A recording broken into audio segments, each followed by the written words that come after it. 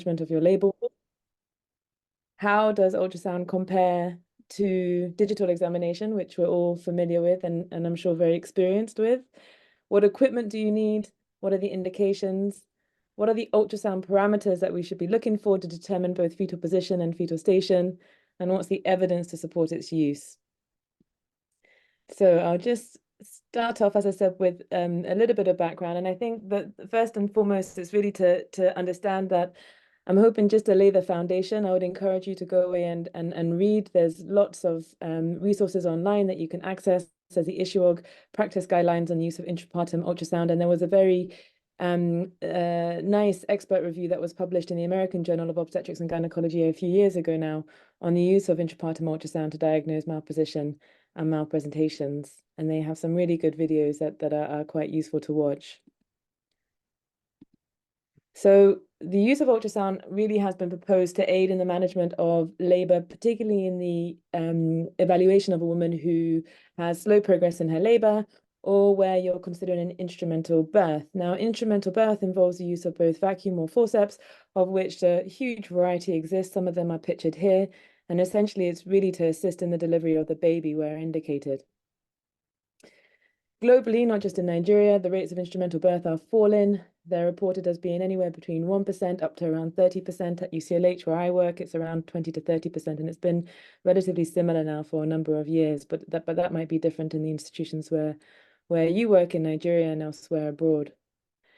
Now, generally, when in skilled hands, instrumental births are safe. However, as with any intervention, complications do exist, and these are listed here. The complications include it being painful, so particularly if the woman has inadequate analgesia on board, certainly having a forceps can be an extremely painful procedure to undergo. You're more likely to bleed, you're more likely to have perineal trauma, particularly 3rd and 4th degree tears.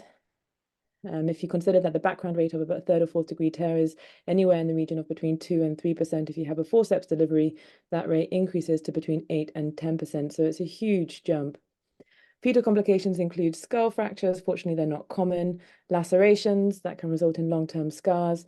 And with a vacuum delivery, the baby can develop a capsular hematoma or subgaleal hematoma, which is bleeding just below the skin of the scalp. And certainly jaundice tends to be much more common in these babies. And of course, maternity services are continuously under a lot of scrutiny. We have had quite a few high-profile cases in the last few years in the UK, where the media, the news, perhaps doesn't portray instrumental birth in the sort of most positive of light. So it's understandable that many clinicians, many women are hesitant to have one. So should we still be performing instrumental births at all? And I think if the answer to this question was no, then the presentation I was about to give would be much shorter. What is the alternative to performing either a forceps or a ventouse? What else can we do? Well, of course, we can perform a cesarean section. And as with instrumental birth, there are complications. And these complications, I'm sure, are familiar to all of us here. Just looking at these complications, the list is certainly longer than the one I presented on the previous slides for instrumental birth. Pain, infection is far more common, hemorrhage again, visceral damage to bowel, bladder, anesthetic risks, of course, and the morbidity that's associated with future pregnancies as a result of uterine scar rupture and accreta, which we're seeing more and more of now. Fetal complications include, again, injury, particularly with your deeply impacted head during a second stage cesarean section, and respiratory morbidity, so your transient tachypnea of the newborn resulting in a new admission and intubation, again, much more common when a baby is born by a cesarean section. So we've covered instrumental birth, we've covered a cesarean section. Is there anything else we can do aside from those two interventions? Well, we can do nothing, and we can just wait. And of course, the two main indications for wanting to intervene to either perform a forceps or a cesarean is if you have a prolonged second stage or if there's evidence of fetal distress. Now, the risks of prolonged second stage are very well established, and these include complications like increased morbidity to the baby, low APGAR scores and a new admission, and increased trauma and morbidity to the mother in the form of a postpartum hemorrhage or a 3rd or 4th degree tear. So really, whatever we do, we can't win here. And again, with fetal distress, I think the risks of doing nothing are pretty clear. So coming back to my original slide, my original question, if we've established that in some situations, performing an instrumental birth may be appropriate as an alternative to a cesarean or doing nothing, are there any steps that we can then take to make instrumental birth safer? Now, first and foremost, training, not just in ultrasound, but also in performing instrumental birth is imperative. It's important to emphasize really that imaging in isolation will not reduce morbidity that's associated with labor. You need to train, simulators are important, practical experience on labor is important. And I think, and again, for those who signed in slightly later, what I was saying at the beginning is really ultrasound is a tool, it's an adjunct to clinical examination skills that you all develop throughout your training. And that brings me nicely to my second point, which is, of course, accurately determining the position of the baby and the fetal station using ultrasound in addition to digital examination can also potentially improve on the safety of instrumental birth, which is what will then form the conversation or the discussion of the rest of the presentation. So we know that the likelihood of a successful instrumental birth is very much determined by fetal position and the station, which has always traditionally been determined through a digital vaginal examination. We're mostly obstetricians here or work in maternity in some capacity, and I'm sure have a lot of experience in performing this important examination. Now, fetal position of occiput posterior, as illustrated here in the picture, or occiput transverse, is associated with a much longer duration of labor, a high rate of needing a cesarean section, a high rate of attempting an instrumental, and with that subsequent failure, and as a result of all the above, a higher likelihood of maternal and neonatal morbidity.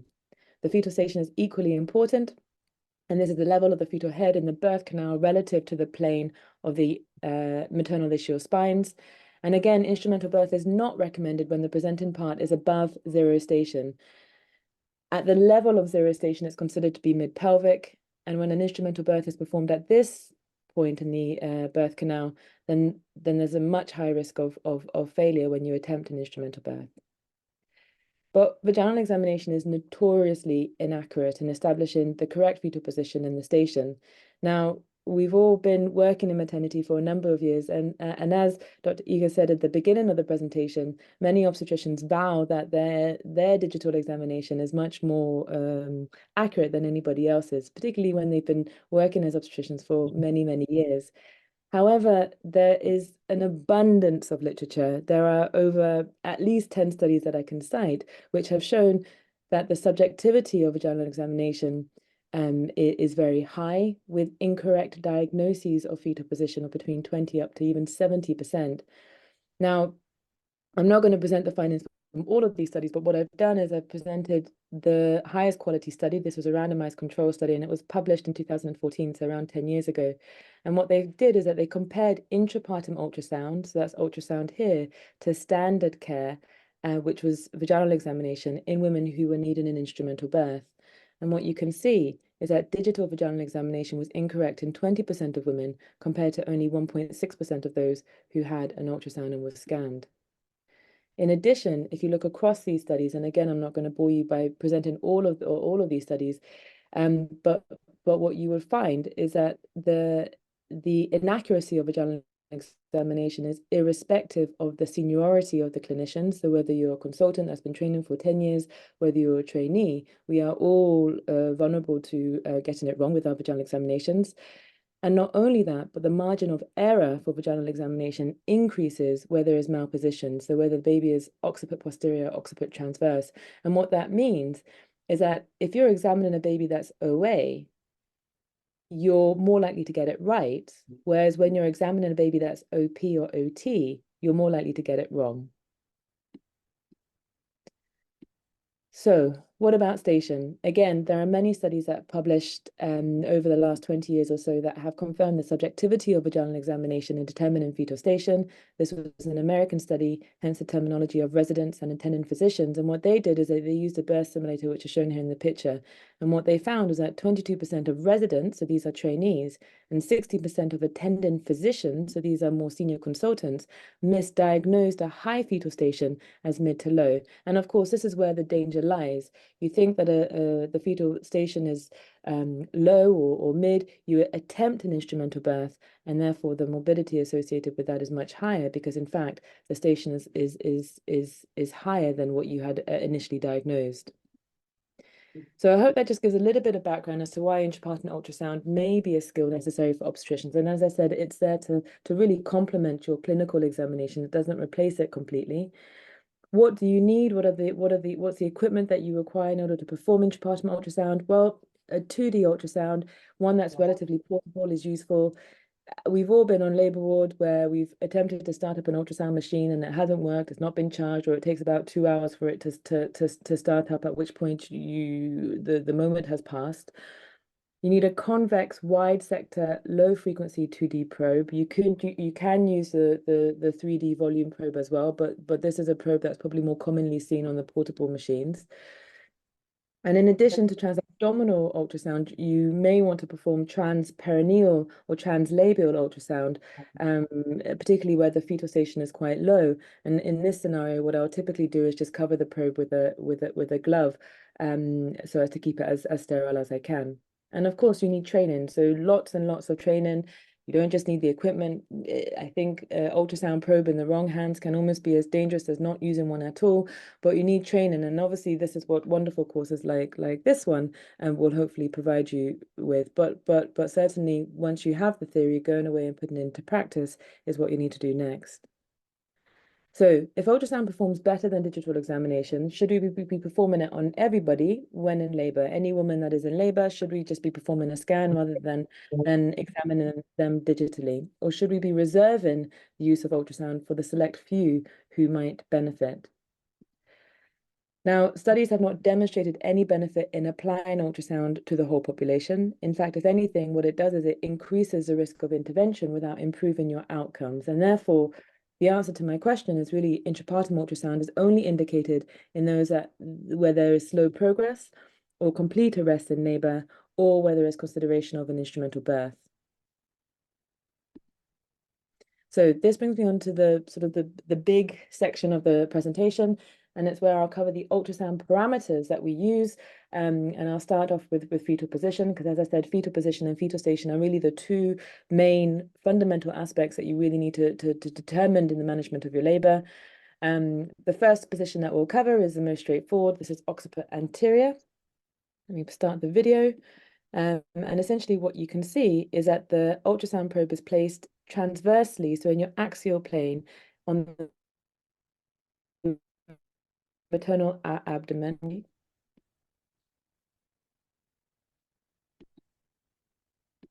Let me go back. So it's placed transversely on the maternal abdomen. You're getting axial plane section through the fetal abdomen. And at this point, you can see the position of the spine. So you can see that the spine here is pointing upwards. You're panning down towards the suprapubic area, again in transverse plane. If you flip the probe 90 degrees into your longitudinal plane, again, you can visualize a whole axis of the spine, and then down towards the fetal head. And what you can see here is your midline echo, and you can directly visualize the occiput in the anterior position.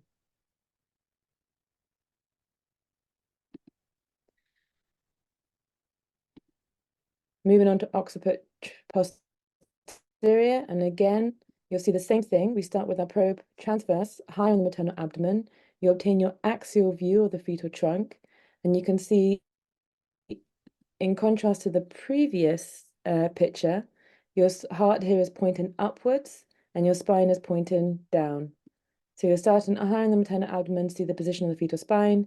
You're going down towards the suprapubic area, again, keeping the probe in the transverse view. What you can see here pointing up. So this is a baby with occiput posterior. You're then 90-degree turn of your probe into the longitudinal position. And this gives you a sagittal section of the fetal head, so you can evaluate the level of flexion. And I'll go back. So you can see the chin here is tucked in, sitting on the chest. So this is a baby that is well flexed, as opposed to a lot of your occiput posterior babies where the chin is pointing up. this angle is much wider and the baby is hyperextended.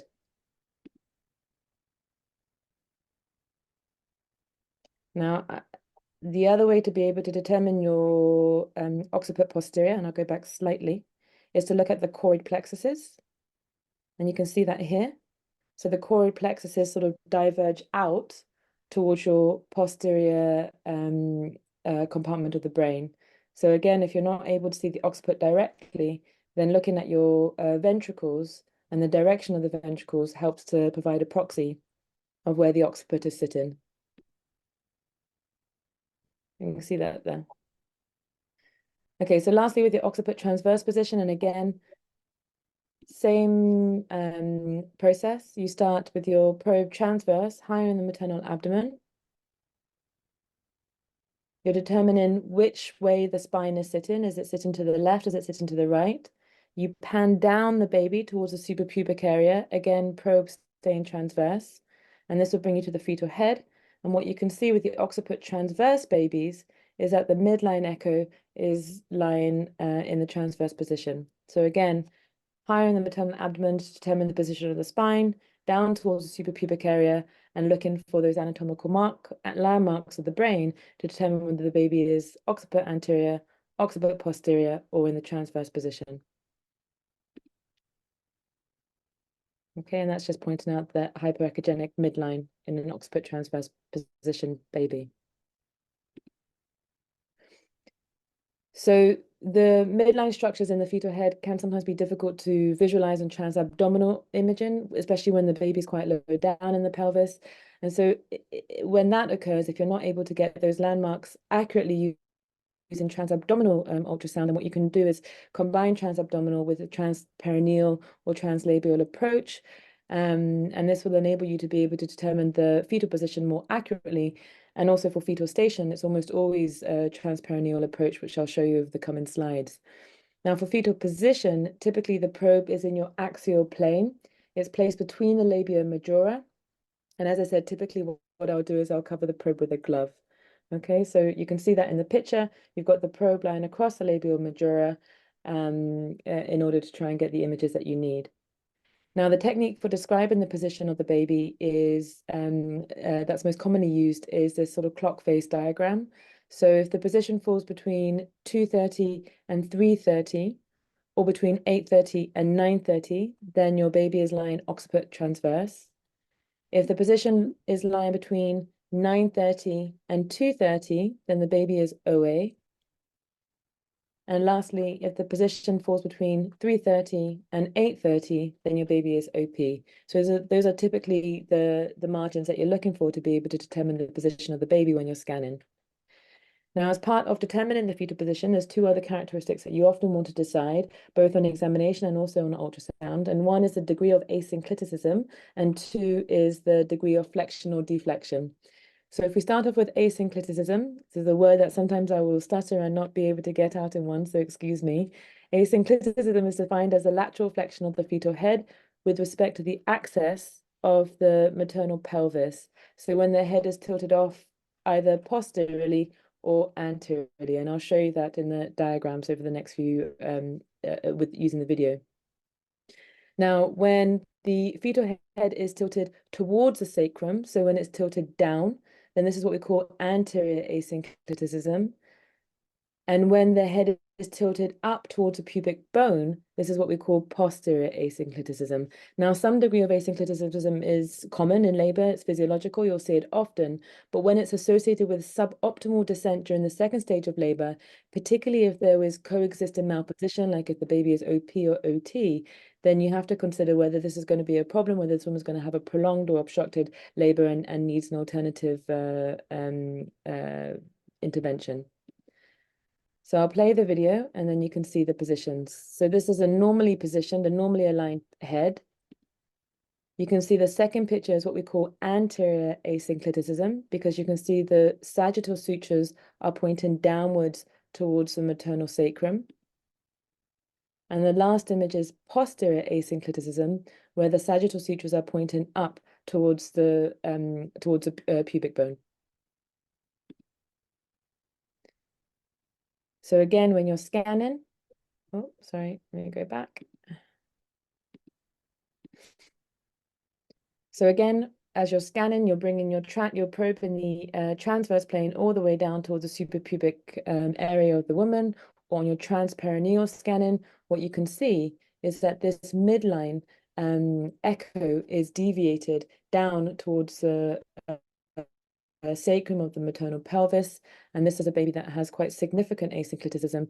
It's anterior asynclitism, because remember, it's pointing down towards the sacrum. And sometimes you won't be able to see this midline echo at all if it is completely deviated off down towards the, in this case, down towards the left. So again, remember, in a normal labor, the fetal head undergoes some degree of flexion, so forcing the chin against the chest. But you can have three types where you have various degrees of deflexion that can lead to either a prolonged or obstructed labor, and these are described here. So again, this is a normal baby with the chin tucked in. The second is what we call sinciput, where you can see that the baby's in sort of this military position. So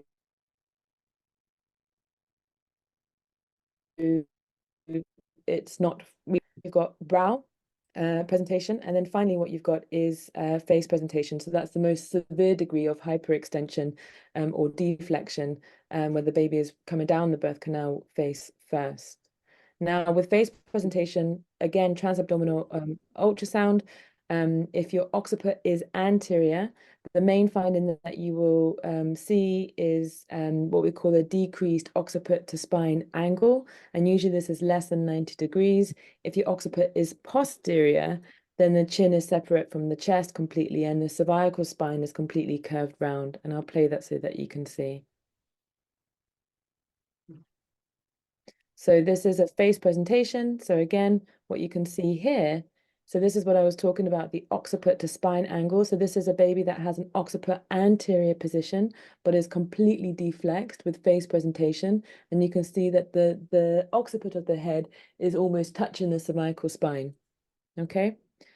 Conversely, if you have what we call an occiput posterior presentation, which will hopefully come up on the next image. So again, the occiput is pointing downwards. You can see, go back.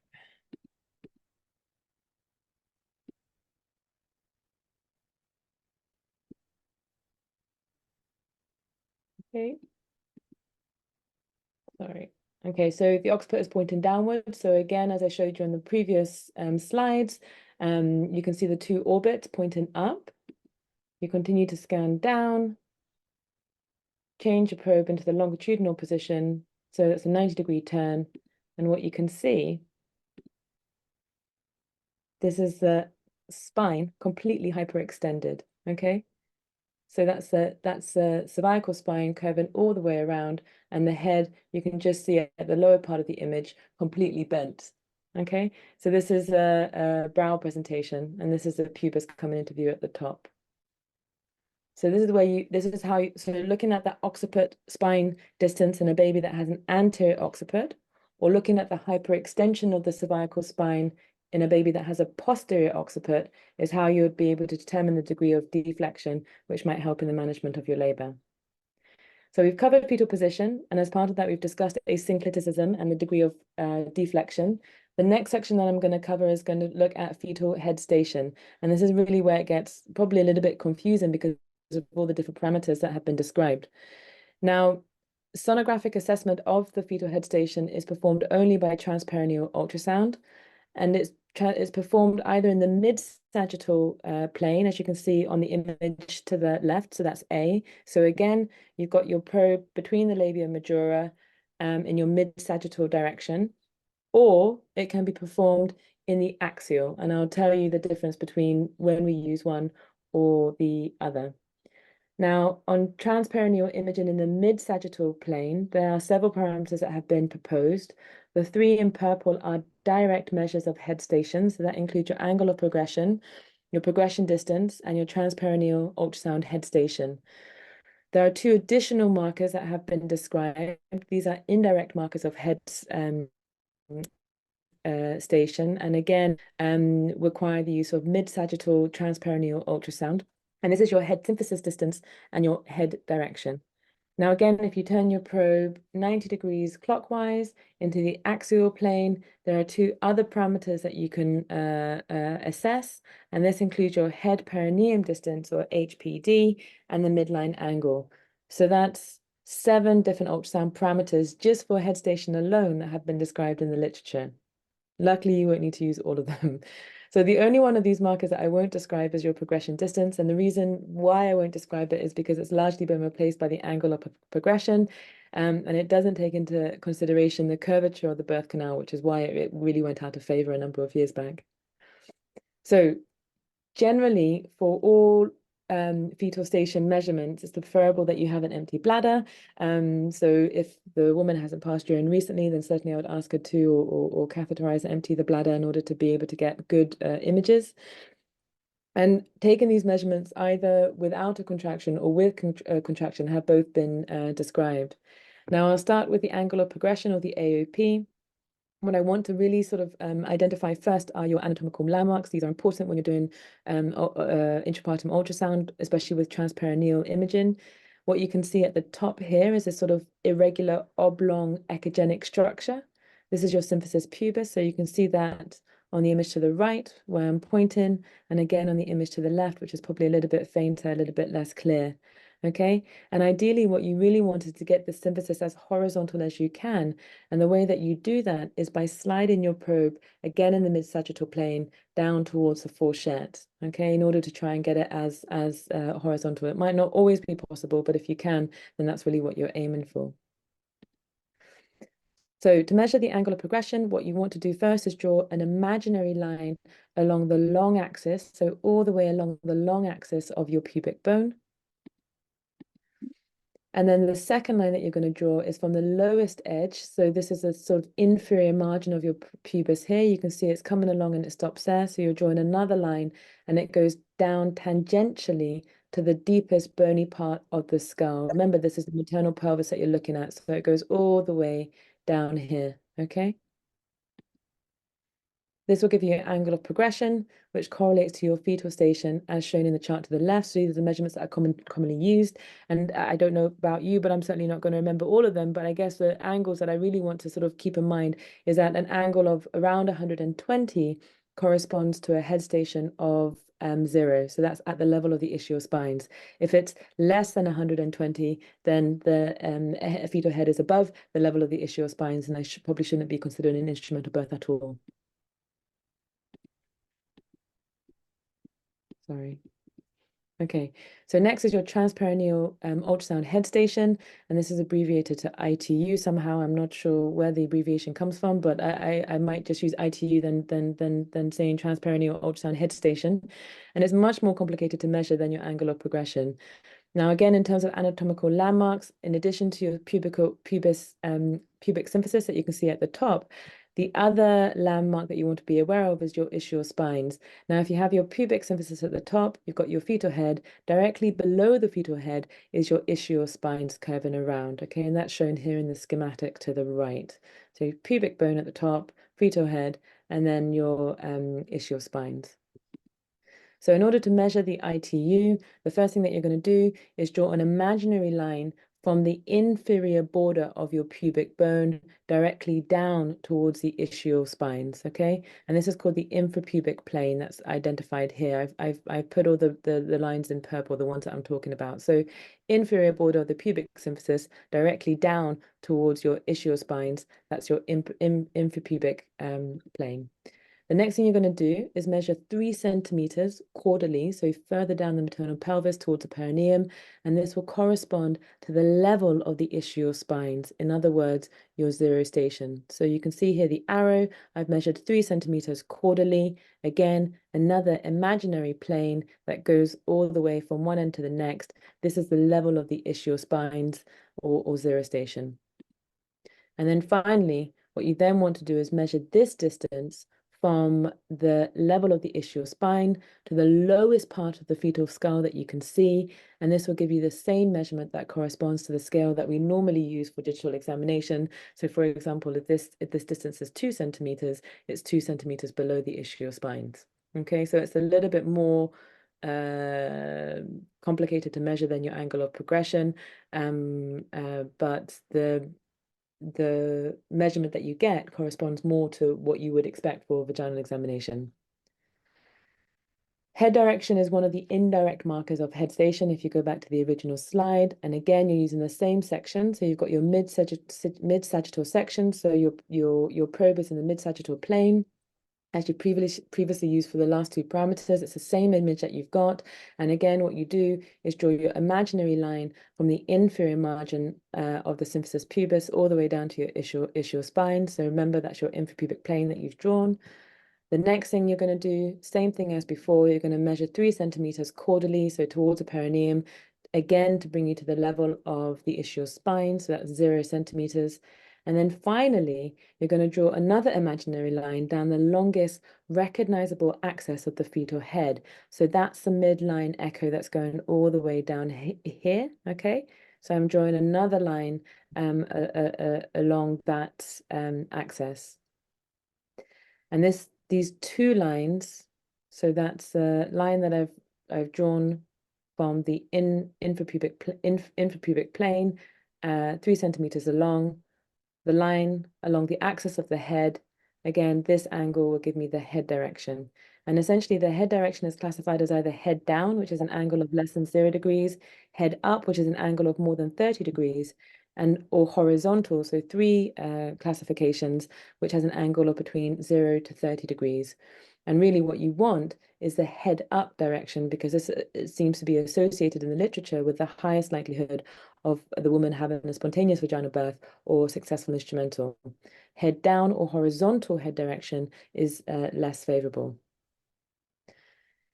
So head symphysis distance is another indirect marker, and this is the distance between the lower edge of the symphysis pubis and the fetal skull. So it's quite a simple parameter to measure.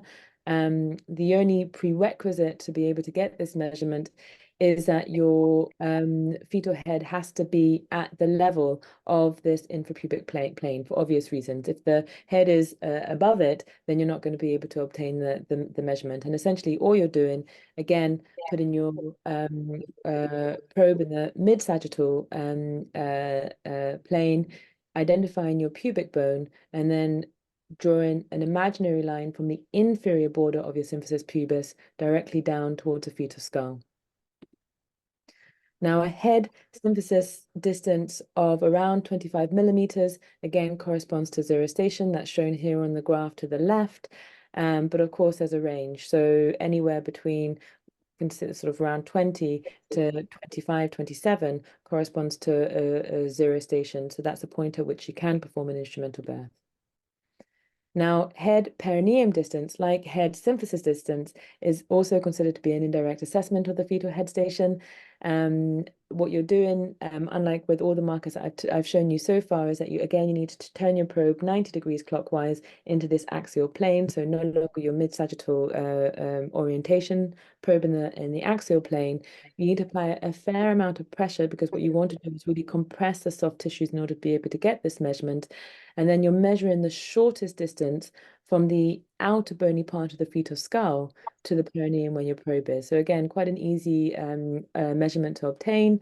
You can see in this image, you can see a little bit of molding. So you can see the skull bones are overlapping. You can see the swelling at the back of the fetal head. So that's your caput.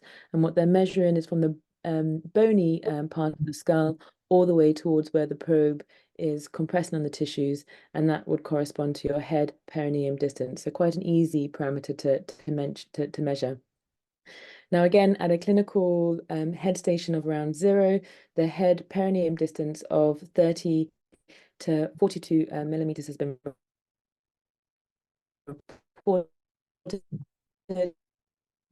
for person, so I don't know that I carry in my head. 35 to 42 is really the one that I tend to remember for HPD, because that's the one that corresponds to your 0 station. And finally, we have the midline angle. So you'll be happy to know that this is, I think, the last parameter that I'm going to talk to you about. And unlike the other parameters, it uses the angle of head rotation as an indicator of your birth progress of your station.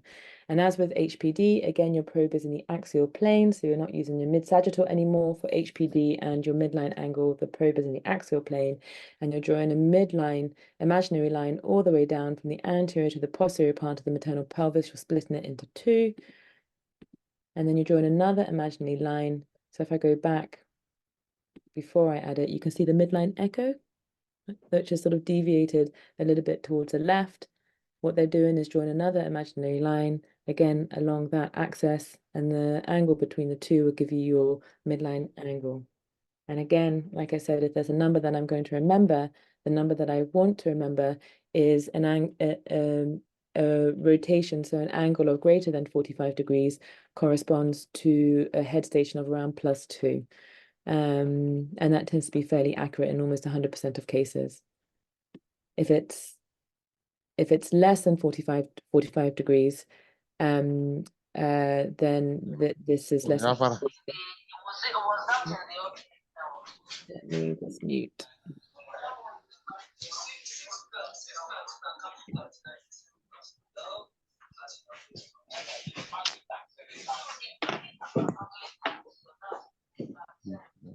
Sorry, I just have to mute somebody. Okay. So, let me see where it's at. Here we go. Okay, so these are the ultrasound parameters that we have covered. So there are 6 in total that we've discussed to determine your fetal head station. So angular progression, your transperineal ultrasound head station, head symphysis distance, head direction, head perineum distance, and your midline angle. So it's a lot. So I think at this stage, the questions that I'll probably be asking myself is it necessary that I know all of these different angles that you want me to measure? Isn't by the time I have delivered this woman, the child will be ready for school? Is there any particular one that I would recommend that we use? And also, do they really matter?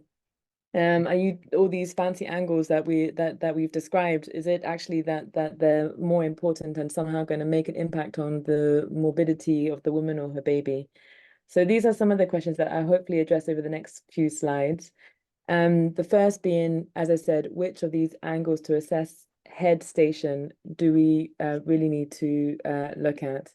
I think that the point that I would probably encourage is 2 things. One is that actually they all correlate well with each other. So whether you decide to use angular progression, whether you decide to use midline angle, head perineum distance, they have looked at whether one relates to another. This was a study that was published about 10 years ago now. And essentially what you can see is if you look at your line of trend, all the dots are fairly close to that line, which means that whether you're using head perineal distance or ITU, in terms of how they correlate to station, they're both very similar. And certainly if you compare head perineum distance and head symphysis distance, it's the same. So you don't have to sit there and say, okay, I'm going to learn all of them, because really what I would probably say is rather than learning all of them, it's better that you focus on at least 2. And that should be enough in order to be able to give you the information that you need. And when you decide which 2 that you want to use, it really comes down to operator skill. You can see that some of them are easier to measure than others. It depends on the equipment that you have in your hospital. It depends to some degree on the station of the presenting part, because remember, if the head is very high, then you can't perform a head symphysis distance anyway. But as I said, the takeaway really is to try and focus on at least 2. The ones that are probably more common that I certainly would have seen people use and use myself is the angular progression and the head perineum distance, because these are the 2 easiest ones to measure. They're the most reproducible, and whether you're an expert in fetal medicine or you have only just started to scan, the chances are that you will be able to get those measurements without too much difficulty. So the next question is this, do they actually even matter? So is there any point to me learning these problems? Can I not just continue to learn to perfect my vaginal examination? Now, it's been extensively studied, and I think, again, what I didn't want to do is sit here and show you 20, 30 studies of different statistics, but really just to highlight a few. So if I just look at angle of progression, there was a study that was published about 3 or 4 years ago now, and what they found was that if you had an angle of progression of about 140 at rest and an angle of progression of around 160 during the contraction, then this was associated with about an 80% success rate in instrumental birth. Now, remember, 120 is your angle of progression that corresponds to at the level of the ischial spines. So the greater your angle from 120, the lower their head is in the fetal pelvis. The finding from the study therefore makes sense. If you look at head direction, again, some of these studies are fairly old. This was 2006. And what they did was they measured head direction in women who were undergoing a vacuum extraction for prolonged second stage. And as I said, the head up sign was a positive predictor of success. If the head was down or horizontal, then this was less likely to be associated with a successful vacuum extraction. Moving on to head perineum distance, and again, this was a study that was published in 2017. And what they found was that the duration of the extraction procedure, so whether that was vacuum or forceps, was significantly shorter and less complicated in those with the head perineum distance that was 25 millimeters or less. So again, these are the numbers that I just have in my head when I'm using these parameters on Layboard. Midline angle, lastly, 45 degrees is a number that you need to remember. A midline angle of less than 45 degrees was found to be a significant predictor for a successful instrumental birth. So these are as I said, this is just a hand-picked a few. If you read the issue or guidelines, if you read the expert review that I flagged up in the earlier part of the study, then they really do summarize the literature quite nicely. And essentially, you'll come away convinced, as I hope, that these ultrasound parameters do play a role. And like I said, it's about picking two which are convenient to you rather than thinking that you have to go away and learn them all. Now, the Americans proposed on the basis of these ultrasound parameters a sort of traffic-like system where they look at unfavorable factors and favorable factors determined by ultrasound to categorize women into red, yellow, or green. So women that had two unfavorable sonographic parameters were classified as red, and these were women who were likely to have an unsuccessful instrumental birth. So the question that you should be asking yourself is really, should you be performing an instrumental birth in the first instance or considering a cesarean delivery as a safer alternative? In women who had two or more favorable factors as listed here, these are women who were likely to have a successful vaginal delivery or a successful instrumental birth if achieved. The yellow are those that don't fall into either the red or the green, in which case maybe you then need to rely on your vaginal examination to decide what's best. But in seriousness, you need discussion with a senior obstetrician to try and determine what the safest path is for that woman.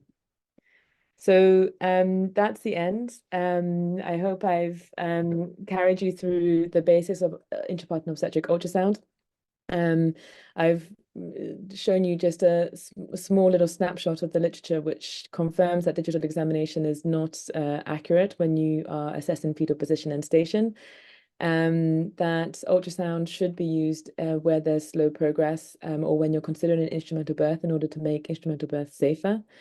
Key ultrasound parameters include fetal position.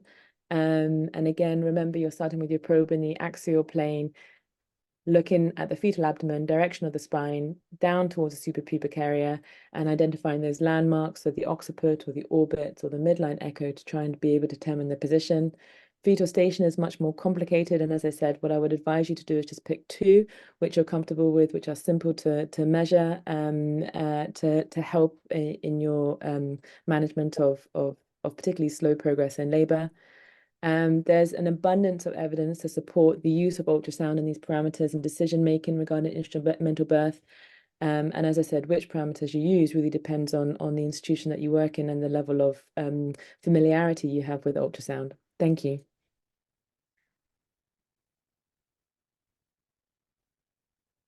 I will pause there for questions.